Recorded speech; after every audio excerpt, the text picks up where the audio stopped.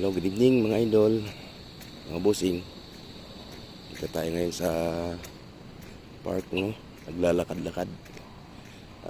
Papunta tayo ngayon sa simbahan para pasalamat sa ating Panginoon. Ilang araw din kasi akong hindi masama ang pakiramdam. Kaya ngayon lang tayo ulit nakapag-report kay Big Boss Mita. Shout out sa ating lahat mga idol. Medyo madilim-dilim na at pupunta tayo sa simbahan para magpasalamat sa ating Panginoon. Good evening sa ating lahat mga idol.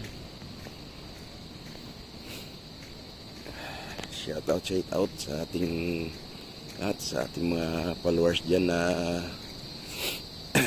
susubaybay sa mga video natin. Shout out sa ating lahat. Dito na tayo sa simbahan mga idol. Sisimba muna tayo. Okay. Sige mga idol, hanggang dito na lang video natin.